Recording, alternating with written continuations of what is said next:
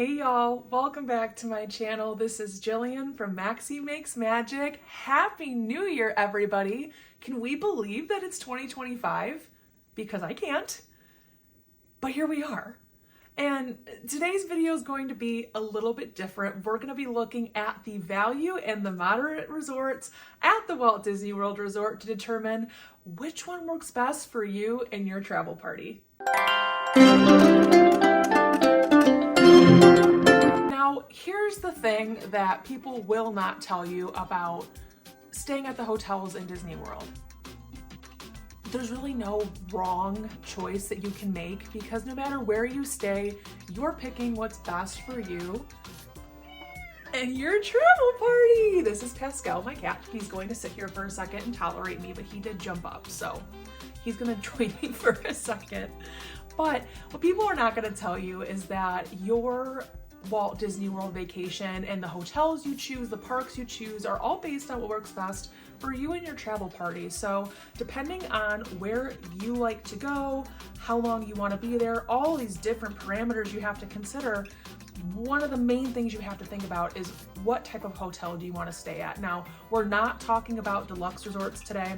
We're talking about value and moderate. So Disney has a multiple tier system of hotels on property. There's your value resorts, which are your bottom of the barrel hotels, which I don't feel that way about them. We'll talk about it, but you have your value resorts.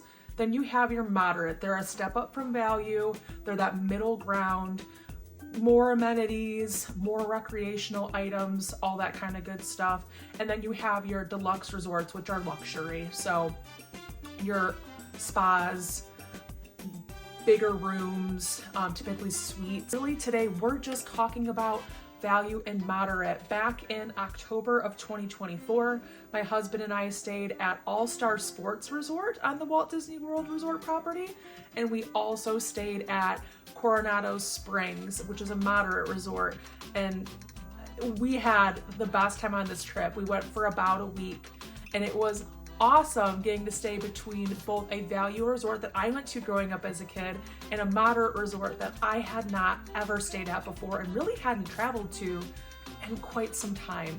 So we're going to break down the differences between these two different types of resorts so you can get a better idea of what types of amenities, recreation, transportation options, pricing, all that kind of good stuff so you can make the best plan that works for you and your family. And again, not talking about deluxe resorts today. If you want to hear more about deluxe resorts and opinions and thoughts and all that kind of good stuff, make sure to add that in the comment section below and I can put that in the queue for videos for 2025. But let's go ahead and dive right in to some of the key differences between value and moderate, some comparisons, and see, what makes these resorts so fun, so Disney. Oh, I cannot wait to dive into this with you guys. I do have my trusty iPad as always to kind of help me out a little bit today. I'll make sure to pop some stuff up on the screen for you guys as well. But when we're looking at value versus moderate resorts, I think it's important to start by calling out what are the value resorts on property and what are the moderate resorts on property. Now, a thing to keep in mind today is that we're mainly focusing on Disney's All-Star Sports Resort because I recently stayed there, but I have stayed at every value resort on property in my lifetime. So we also have Disney's Pop Century Resort, Art of Animation, All-Star Music, and All-Star Movies in addition to sports. And those three all-stars are the original value resorts on property, so they've been around for quite some time. Now, looking at the moderate resorts we're going to be talking about today, there are 5 on the Walt Disney World Resort property. You've got Caribbean Beach Resort, Disney's Coronado Springs, which is the one we're going to talk about today, Port Orleans French Quarter, Port Orleans Riverside. Those do reside at the same location. They're 2 different hotels on the same property. And then the Disney Cabins at Fort Wilderness. Now, to give you a little bit of a lay of the land for both hotels, when you're looking at All-Star Sports, it sounds just like you would expect. It is a sports-themed hotel. Think the most over-the-top, excessive Disney vibe. That's what you get from the All-Star resorts. Everything is huge. These resorts are they're motel style. They're not they are motel style. So you're entering from the outside into your room. You're not going into a building and then to your room. But don't let that fool you. These resorts are so fun. They've got huge props. Now the themes at this resort are baseball, basketball, football, surfing, and tennis. So as you get a room, or when you get your room, you'll be separated into one of those categories. So your room, or should I say the exterior of the building you're staying in, may be football themed and have giant, huge football helmets, or basketball themed, which is where we stayed, had huge basketball hoops, brings together the sports theme. So when you're going to these resorts, these are quintessential Disney, and this resort in particular was built in 1994. It has been around for quite some time. So with that being said, you know, you're going to notice some things are a little bit dated, but overall they've done a really good job over the years at updating and renovating this resort. We'll go into some different categories to kind of break it down more, but wanted to give you guys a little bit of background on the resort itself.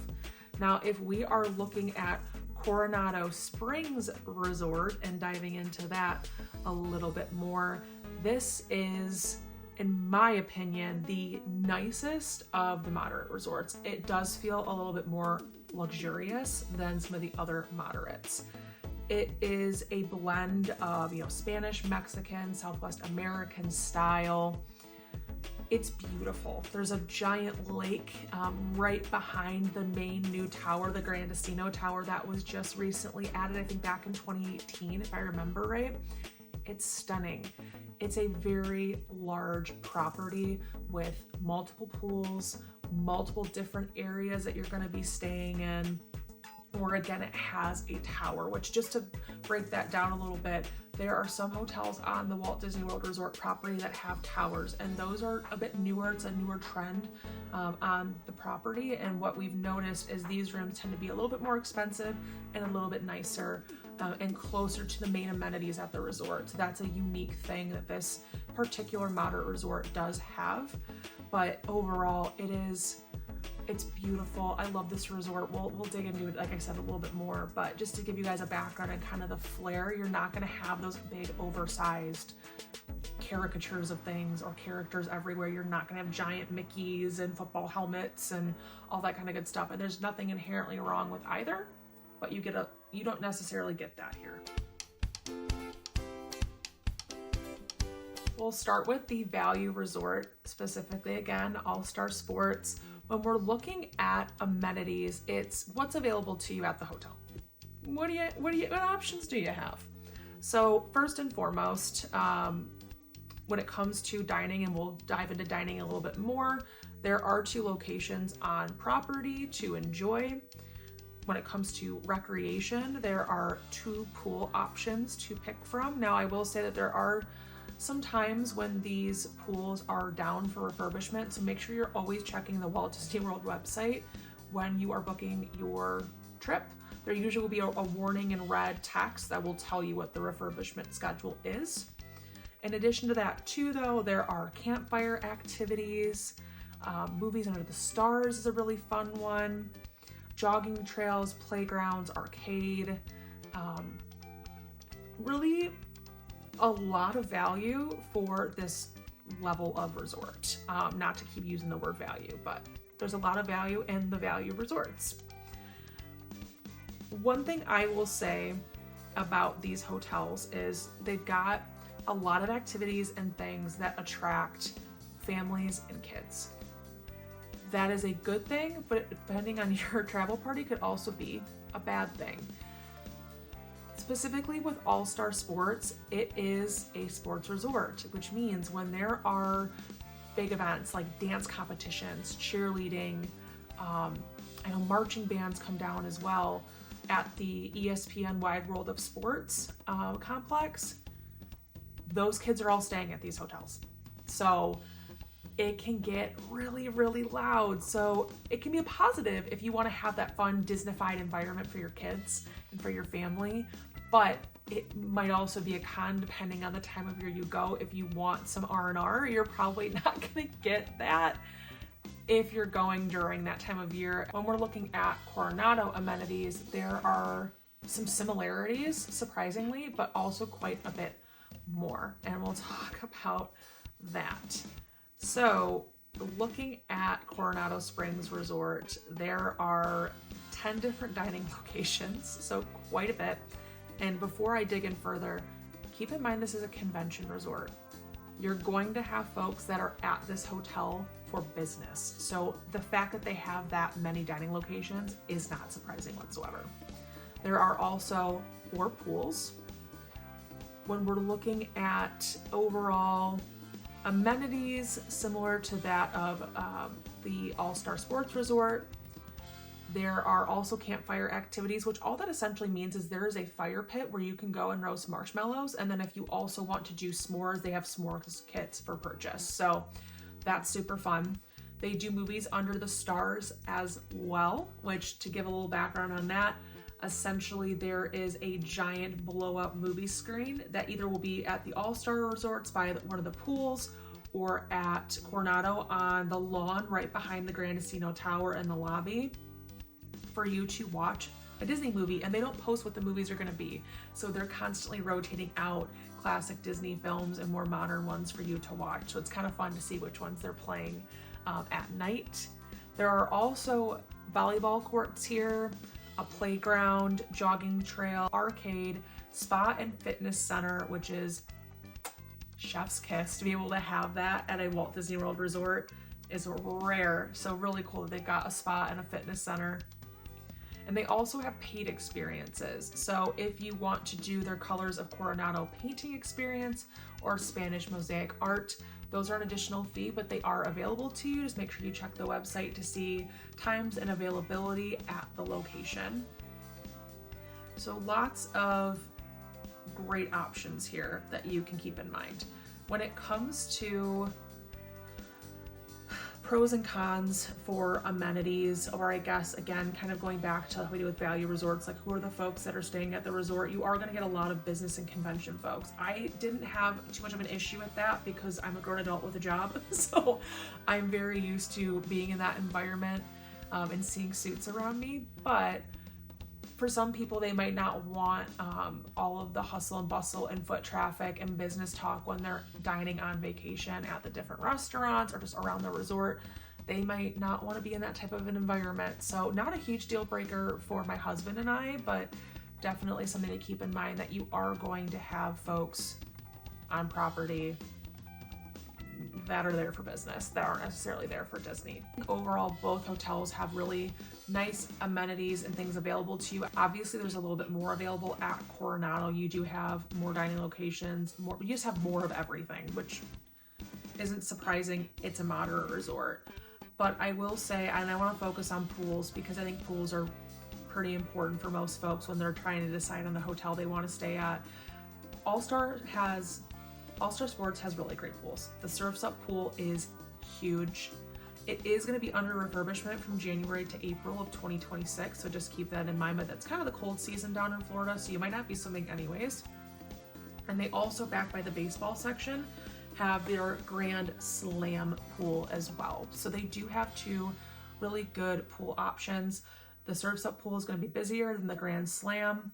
The Grand Slam's not as close to the lobby and the dining, so you're going to have to go a little bit farther if you want to have dining while you're also enjoying the pool for the day. Things just to keep in mind.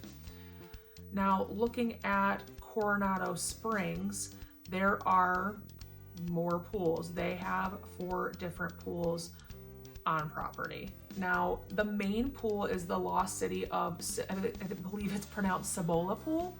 That is where we spent most of our time on our trip.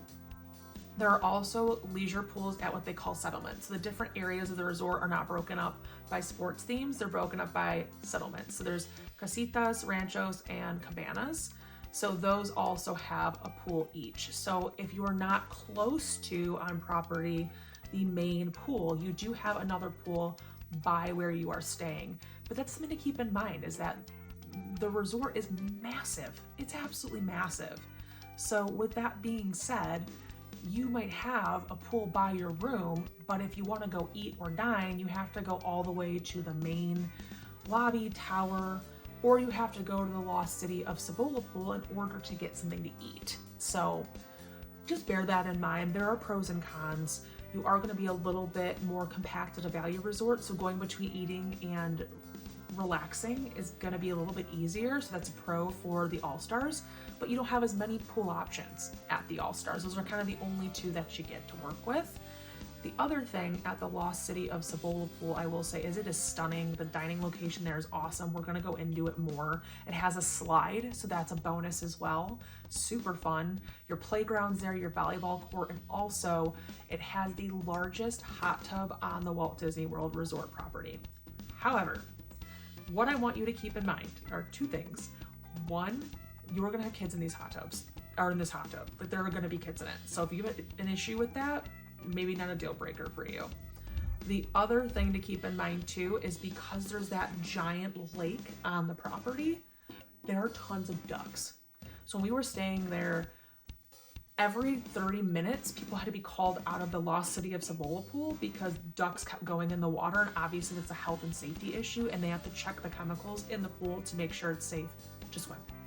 So, did not see that at All-Star Sports at all.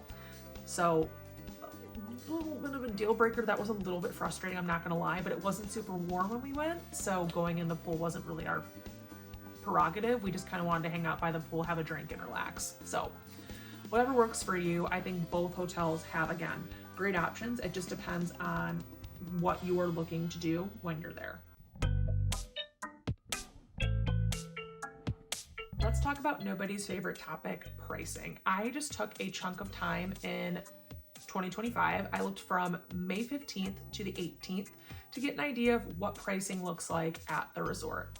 So again, there are a couple different things to keep in mind when you're staying at a moderate resort versus a value, specifically Coronado. They have your settlement rooms that we talked about. They have settlement rooms, which are just different subsections of the resort. And they also have the tower, the Grand Casino Tower, which is more expensive. So you have two options to work with when you're there. And then when you're staying at a value resort, you're looking at really just staying in a traditional room. There aren't necessarily suites or anything like that at this particular value resort. Now at Art of Animation, there are suites, so it's a little bit different over there, but at least here and at your main value resorts, there's only really one room type. The only difference is if you're gonna have a king bed, 2 queen beds, that kind of stuff. So just keep that in mind. So we're looking at pricing for that time window that I had mentioned. At the value resorts, you're looking at anywhere from $197 to $217 a night before taxes. When you're looking at Coronado Springs, you're looking at $303 to $412 for the main resort location. So again, those are gonna be your settlements. So when you're staying at those different settlements that are farther away from the lobby, that is $303 to $412 a night. So $100 or so more a night just to stay in moderate. When you're looking at the tower rooms, you're looking at anywhere from $413 to $1,395 a night. When we stayed in the tower. The tower is known for just being nicer and being closer to everything, so we decided to stay there. But this is the biggest overall pro and con. If you're looking to stay at Disney for an extended period of time, you can stay there longer for cheaper at the value resorts. Simple as that. If you're looking to go and you don't have as large of a budget and you're going to stay at the moderate resorts, you might have to cut back your trip in order to fit within the budget that you have. Just is what it is. And that goes back to what works best for you and your family. Maybe you need a suite because you've got a large family going. Maybe it's just you and your husband or you and your partner, like when we went, and you don't need a really expensive large room. Just depends on what you're looking for, really. But when we went, we did, I think, 3 or 4 nights at All-Star Sports. We went to go see some friends, and then we came back to property and stayed 1 night at Coronado. So we didn't stay multiple nights there. We just stayed that one because we wanted to get a flavor for another type of resort on property for a moderate. So something to keep in mind, and a thing that you could do, is a split stay. You can go between resorts. You don't have to stay at one resort the entire time. So if you're on a vacation and you want to spend a good chunk of the time at the value resort, but then you want to pivot over to moderate, you can do a split stay, and you actually can go to the front desk, and depending on the time of day within the split stay, I think it's before 11 a.m., you can actually have the hotel transfer your bags to the other hotel. So let's say if you're staying in All-Star Sports and you're going to Epcot for the day, and you're gonna be gone all day long, and you're not gonna be able to go back to the room and check in at Coronado. You'll go to the front desk, you'll go through the process of bagging and tagging. They will bring those to your new resort. You can go off to Epcot and have an awesome day, because who doesn't love Epcot? And then you can come back to Coronado and your bags will be ready for you to go ahead and check in. Awesome option if you want to get a little bit of a flavor for both hotel options on property. So just something to keep in mind there, but there's really, again, no wrong way to do it. It's your vacation, you do what you like, but usually you can stay a little bit longer at the sports resorts or at the all-star resorts just because of the price. Talk about proximity to the parks. Every hotel is going to have a specific proximity to a certain amount of parks. Usually it's 2 or 3 parks per hotel, which is great. They're traditionally anywhere from like 10 to 15 minutes away, depending on the type of transportation your hotel has. For both All-Star Sports and Coronado Springs, your only option for transportation is buses. So we'll talk about that here in a second. We're talking about which parks these hotels are closest to, and we're looking at the All-Star Resort.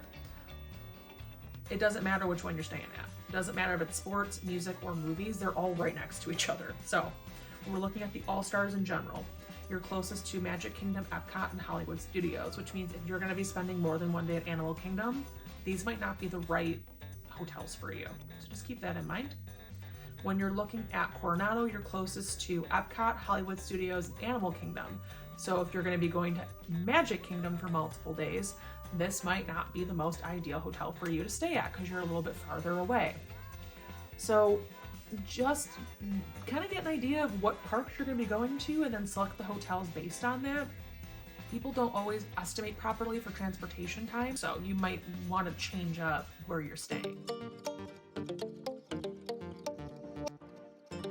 You get there. So with both of these hotels, and this is actually quite odd for a moderate, is that they only have bus transportation. Of course, you can get a Lyft and Uber. They also have minivans, which are Disney-owned Ubers and Lyfts. They're a little bit more expensive though. But if we're looking at traditional transportation options that you are not having to pay an extra fee for, so that's going to be your bus, your monorail, your Skyliner, or your ferry boats. Those are your 4 options you're looking at. They only have buses here, so they're kind of at an even playing field when it comes to transportation options. However, the bonus or the pro for the value resorts is there's only a few bus stations for you to actually go to. They're right in front of the lobby, and since the hotel's not large, it's not difficult to get up to the front of the hotel by the lobby to go and stand at your bus stop. It might mean that if it's a really busy day, you might have to wait a bus or 2 before you actually get on the bus to go to your location, and that just goes back to making sure you account time to be able to take the bus, as opposed to really that's your only option, but as opposed to maybe taking a Lyft and getting there sooner, or having your own car. So if you're looking at non-paid Disney World transportation, you only have the bus, so you might have to wait a little bit. That's, I guess, the overall con of only having bus transportation, but otherwise not too bad. We're looking at transportation options at Coronado. You have buses, but you have an internal bus loop. This is the one thing about moderate resorts that I do not love. It essentially means that depending on where you're at in the bus loop, the buses have to go all the way around and stop at each location to pick folks up based on how much space they have to then go to the parks. So you're quite literally having to wait and stop at every single stop along the way before you're going to be able to get to your desired destination. So bus transportation is not for the weak. I have no issue with it. I have no problem with it. I think it's absolutely fine. It's free. I'm not going to complain if I don't have to have a car on property, because I don't have to think about anything. I hop on a bus and I go where I want. But if you're staying at some of the different resorts, there are other options. So I'll give a couple examples. If you're staying at Pop Century or Art of Animation, those are value resorts, you have the bus system and the Skyliner, which are essentially gondolas that take you in the sky across from one hotel to different hotel options or to Epcot and Hollywood Studios. So super, super awesome options. You also have the buses there. If you are staying at Port Orleans, French Quarter, or Riverside, you have bus and boat transportation. And the thing I love about that is it's transportation by boat and buses too to Disney Springs. So you can hop right on your boat and go right over to Disney Springs, which I think is a huge perk for that hotel in particular. So it's really important too when you're planning your trip just to kind of take a look at the website and see what different options you have available. The rooms themselves and what you can expect in a value room versus a moderate room. One of the key factors that separates the value resorts is the motel style. Simply put, you're not going to enter a building before you go into your room. A huge bonus of this hotel, as well as the other All-Stars and Pop Century, is the rooms have gone under refurbishment.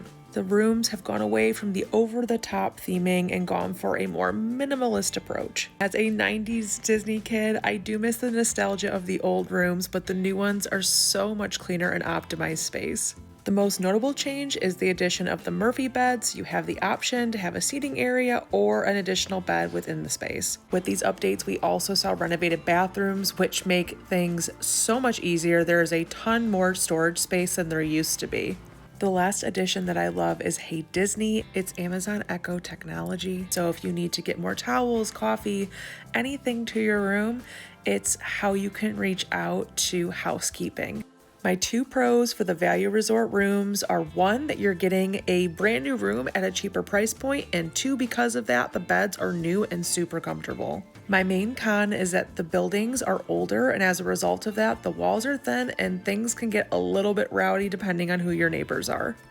Pivoting over to Coronado Springs, let's talk about the two different rooms you can expect at the resort. You're either going to be staying in the settlements or you're going to be staying in the Grand Destino Tower. Just like we saw at the value resorts in 2018, all of the settlement rooms at Coronado Springs were updated. This meant new TVs, beds, furnishings, the whole 9 yards, everything was updated. Similar to that of the All-Stars as well, you are entering from outside of the building at the settlement room, so it is motel style. Pivoting over to the Grand Destino Tower rooms, this is actually where Matt and I stayed during our trip. The tower was built back in 2018 and everything is practically brand new. We did not request it, but we ended up with one of the best views of the property from our room, so if you can request it, try to get lake view. These rooms are luxurious for a moderate level resort. They've got nice Spanish touches and little nods to overall Disney theming with hidden Mickeys and whatnot. The overall pro for moderate resort rooms is they're going to be a little bit more upscale than that of the value resorts. Your views are also going to be stunning no matter where you stay. The only con I had for our room in particular was that our bed was just not comfortable at all.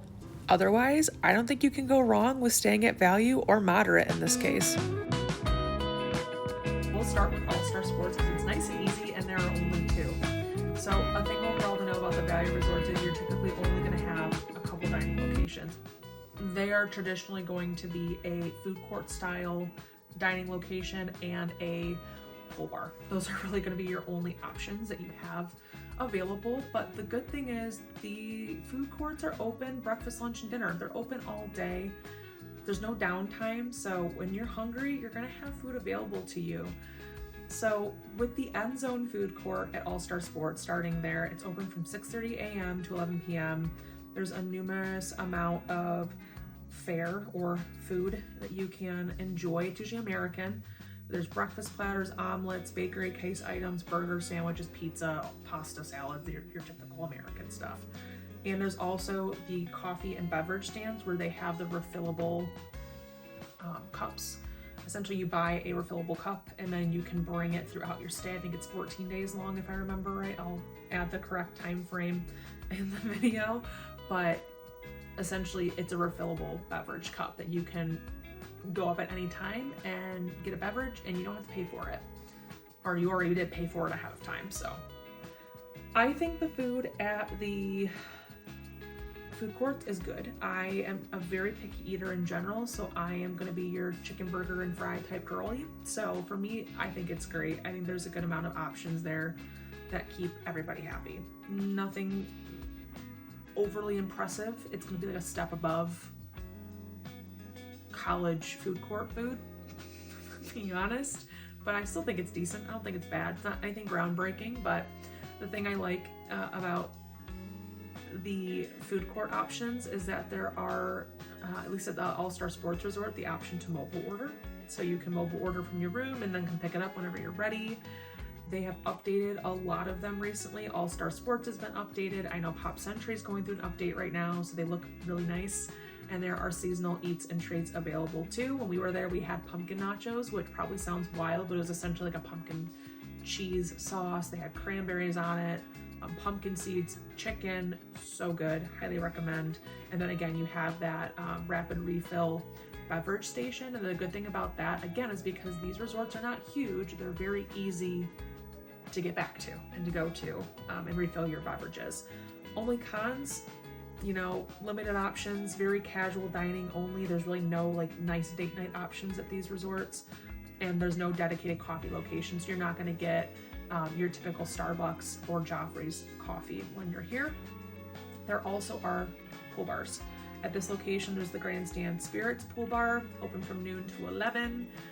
Small bites available with Mickey pretzels, charcuterie boards, stuff like that. Alcoholic beverages, of course, and it's right outside of the Surf or Bay pool. So you do have a pool bar right next to the pool if you're at the main pool, which is kind of nice. So not too crazy, nothing really to write home about, but you do have a solid dining location with multiple options to make kind of everybody on the trip happy.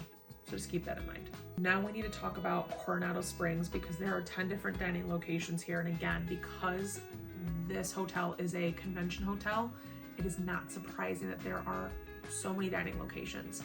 Now, because they added the tower and there was kind of the old part of the resort and there's the new part of the resort. So with that being said, there has been several additions to the resort dining lineup here over the years and improvements that have been made. It previously at Coronado was not known for having great food, and now it has some of the best food on property. It's so good.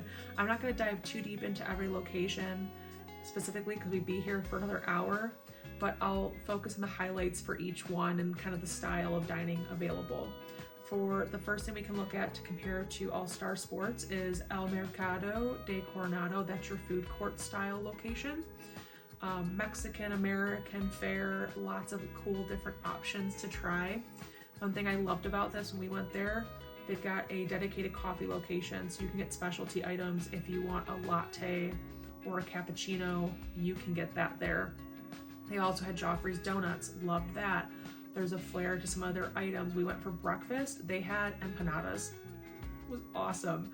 So it's a little bit more upscale option than a traditional food court at the value resorts. The con I have though is there is not mobile order. So you cannot mobile order here. Kind of a bummer. You also have your rapid refill mug stations though. So that's a good thing. And you got grab and go options too. So if you do need to go grab something quick, you can go get those. Next option is Siesta's Cantinas. This is comparing it back to the pool bar over at the Value Resort. The pool bar here is insane. Love it. It's so good. This is one of my favorite places that we were at on property. It's next to the Lost City of Cibola Pool. Some of the things that we enjoyed there were the Southern Crunch quesadillas and lava flow beverages. So adult beverages are available.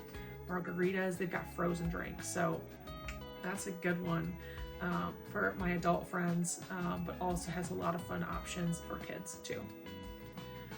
We also have a little bit of a pivot away from pool bars into some of the restaurants or casual dining options on the property. You've got Rick's Sports Bar and Grill. This was with the original build of the resort. It wasn't as a part of the new addition. It's a classic sports bar, lots of TVs, typical bar food. Nothing really crazy to share here, but open for breakfast, lunch, and dinner. We also have Maya Grill, which is not known for being the greatest dining location on property. It's only open for dinner, traditional Mexican food. So if you're thinking of like a local Mexican restaurant, that's essentially all that this is. Nothing really that important to talk about with this one. Another thing you have available is Cafe Rick's. This is only open in the morning, but this is your grab-and-go coffee location. So you do have two different options for grab-and-go coffee between El Mercado de Coronado and Cafe Rick's. We're looking at the new addition to the hotel. We're taking a look at the Grand Casino Tower. Now, there are several lounges. There is also a restaurant at the top of the hotel, and its name is Toledo. Toledo is super nice. It's funny because Disney calls it casual dining, but this would be a date night option if you were staying at the resort. It's got tapas, seafood, it's Spanish style. It's so pretty. I would even just go up there to see it, even if you're not going to eat there.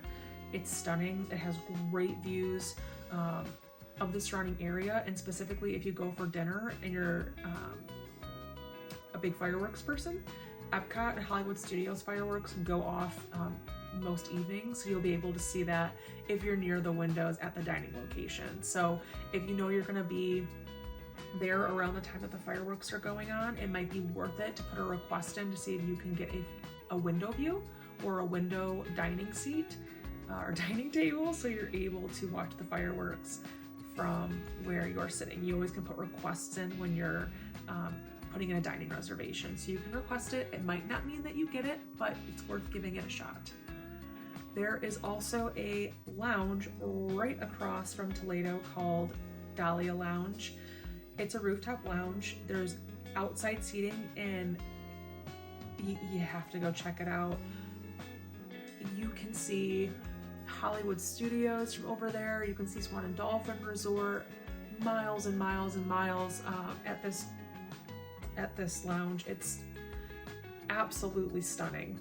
The next lounge on our list is Barcelona Lounge. It is an espresso bar and cocktail bar. It's got stunning views of the lobby and Lago Dorado. It's really a good option if you're staying in the tower and you want to just get a coffee or a drink. Now heading across Lago Dorado to Three Bridges Bar and Grill at Villa del Lago. It is one of my favorite dining locations on property. This dining location is 100% date night worthy. It is in an open air setting. It's Spanish and American eats.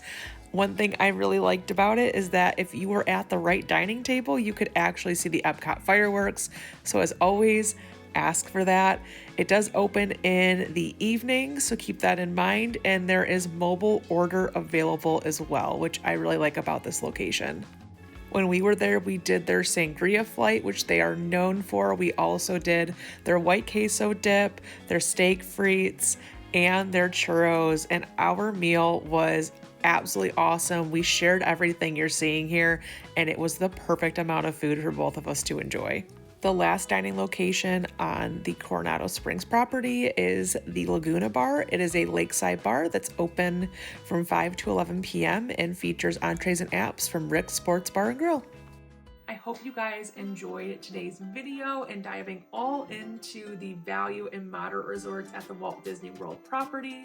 It's always super important to remember that you have to pick what works best for you. You're gonna get a lot of noise and opinions from other folks online. Your friends, your family, they're all gonna have different opinions, but you have to keep in mind, they picked what works best for them. That might not work best for you, and that's okay. So hopefully this opened your eyes a little bit to the pros and cons of staying at value versus moderate resorts on the Walt Disney World Resort property. If you liked today's video, let me know in the comments, what other resorts would you like me to talk about? Do we need to compare the other, resort tiers to one another? How can I help you plan your Walt Disney World Resort vacation with the knowledge I've learned over the years I've been able to go down to the resort? If you like today's video, make sure to like, subscribe, and hit that notification bell so you never miss a video. I also have a Disney dining menu ranking series, so you can learn a little bit more about the different Disney dining menus at dining locations all across the resort property, in addition to a Disney Parks food series where I actually take different menu items from across the resort, some of the most popular items available, and remake them right here at home with recipes that you can try in your own kitchen. As always, this is Jillian from Maxine Makes Magic, and I hope you have a magical day. Bye guys!